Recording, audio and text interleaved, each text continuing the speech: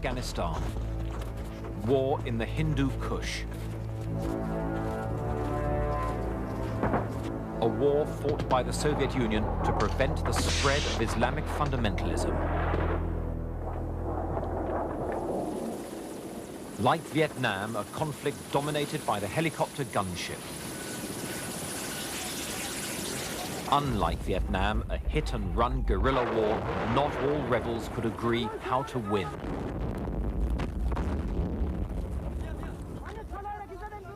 And one fought in often atrocious conditions for which the Soviets were untrained and unprepared.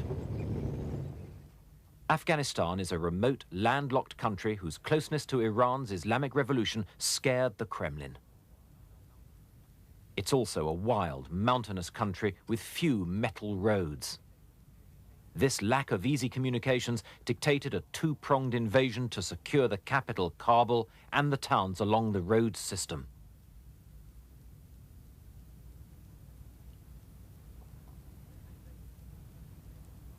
The invasion was personally supervised by Marshal Sergei Sokolov, the Soviet's deputy defense minister.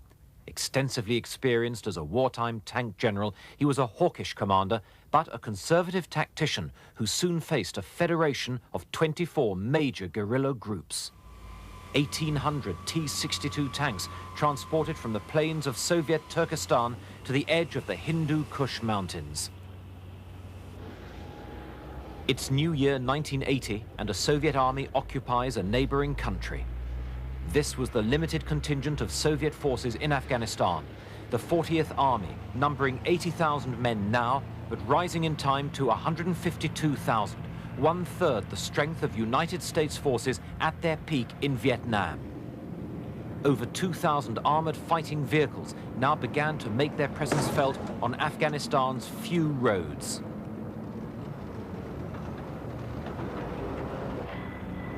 More effective were the Mi-8 helicopter gunships, which would soon become symbolic of this war.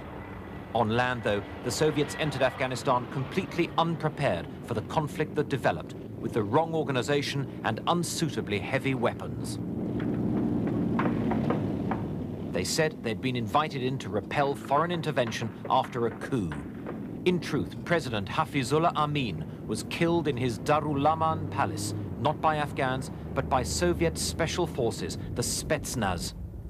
His crime had been pushing reform too quickly, making a traditionalist Soviet ally vulnerable to Islamic revolution. But even as they established radio communications, the message was getting back that this would be no easy intervention. The problem was the Afghan army, already demoralized by rebel attacks since communists seized power 2 years earlier. As the New Year blizzards swept in, so did the realization that this army was close to collapse. Now, the Soviets were forced onto the offensive as resistance grew sharply. This deeply traditional and xenophobic people, already alienated by Afghanistan's communists, grew more hostile because the new regime proved totally dependent on a foreign power.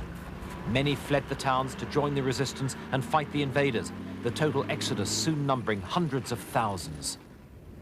A major target would be the Soviets' main supply route to Kabul as it twisted through the Salang Pass and tunnel.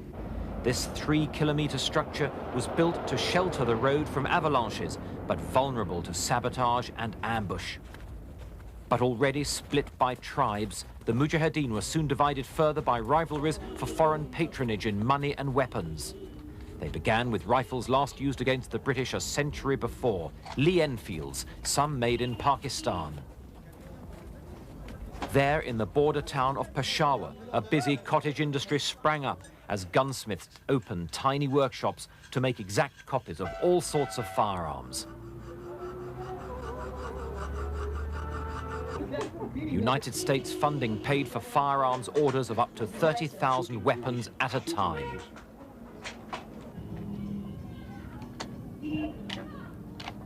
Salesmen eagerly demonstrated their copies of the British Sten gun, stored over racks of reproduction Lee Enfield rifles. Some weapons were more ingenious, like this firearm disguised as a walking stick. Several government officials would be assassinated in Afghanistan's capital. They also displayed captured Soviet weapons, especially the heavy machine guns, central to many a Mujahideen attack. But most popular of all were the Kalashnikovs, known as Kalikovs by the rebels, who swore to fight or die. We want to fulfill our duties, and if we are killed, we are killed in the way of God Almighty. So we haven't lost anything. It's a victory by itself. So we are determined to fight to the last. The resistance concentrated much of its efforts close to the border with Pakistan, where Peshawar offered sanctuary and supplies. The Salang Pass and the Panjshir Valley saw concentrated action by Mujahideen groups reinforced along several key border routes.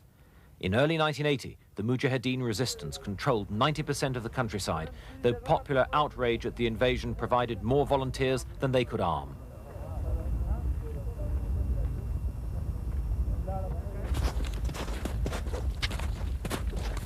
Most remained locally based, however, rarely communicating with other groups or operating outside their own valleys.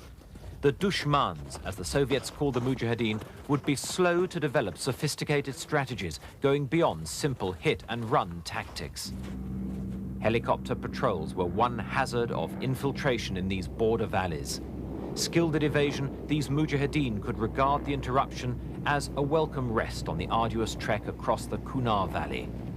With no jungles or marshes to conceal movement, they took pride in their ability to melt into crevices in the craggy landscape.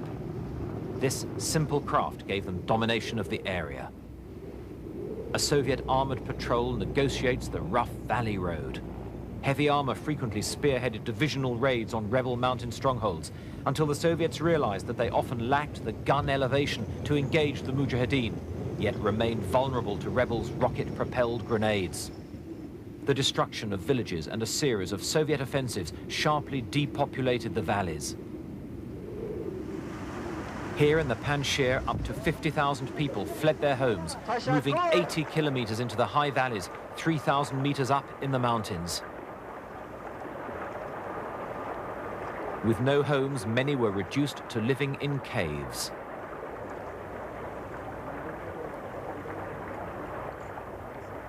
Mujahideen infiltrating along the river found that, with work stopped on the land, food supplies were badly disrupted. And they already faced natural hazards that divided Mujahideen groups one from another.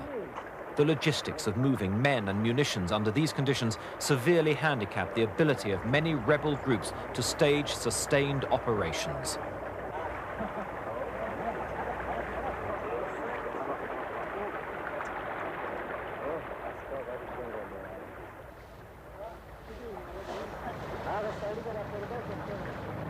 Patrolling helicopters had another role too. Thousands of butterfly anti-personnel mines were dropped to disrupt Mujahideen movements.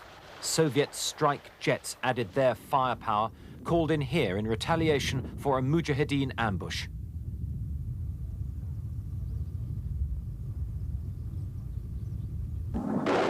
But it was usually the villages that suffered, not the rebels. In a lull, they move on towards another objective. Unlike the Viet Cong, which was created to fight a guerrilla war in South Vietnam, the Afghan resistance had grown spontaneously, but it lacked the unifying equivalent of a Vo Nguyen Gia with practical battle experience. And this lack of a central command prevented strategic planning and the efficient use of resources. Mujahideen lay an ambush in the strategic Salang Pass. Most understood the shock value of the ambush, relying on it as their basic tactic. Background cover, background cover.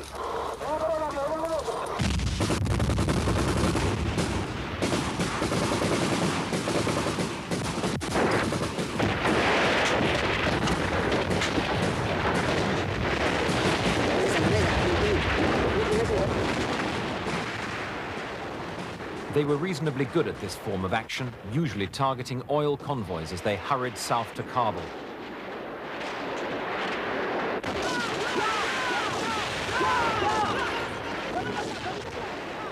This time, Afghan troops, whose lorry has been stopped, prepare to surrender.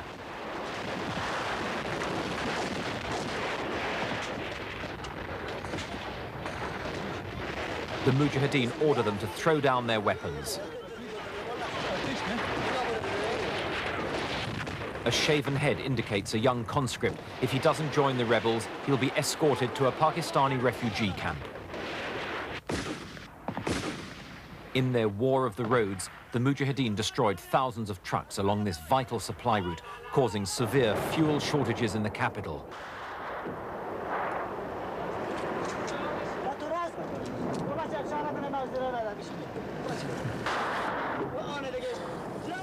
A glance at the instruction book and two rebels prepare to launch a rocket attack.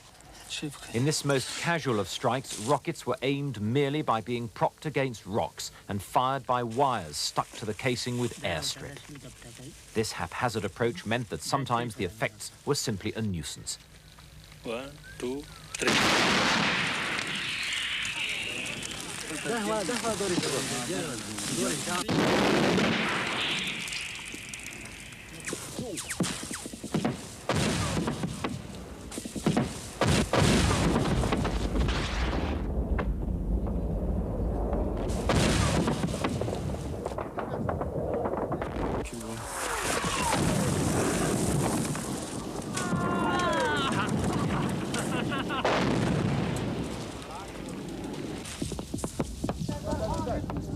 Sometimes they hit civilian areas. But they also hit the airport, disrupting the Soviet Union's vital air links. And burning fuel meant that more convoys would have to run the gauntlet of the now infamous Salang Pass.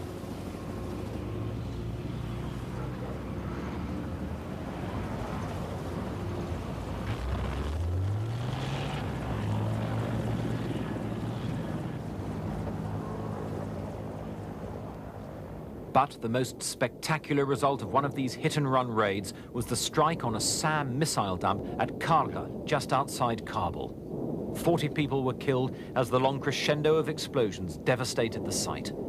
The Soviets denied it was the result of a rebel attack, but later took steps to improve security. After 20 minutes, the massive series of explosions grew to a climax. The approaches to Anava, an important Soviet-Afghan base in the Panjshir Valley. It was from here that counterinsurgency measures were planned and carried out. Heavily bunkered, their defensive attitude soon became regarded as a drain on manpower, so Afghan troops were given a greater part as Soviet thoughts turned gradually to withdrawal. And Afghanistan's often miserable weather sapped the morale of the troops charged with mounting those sweeps.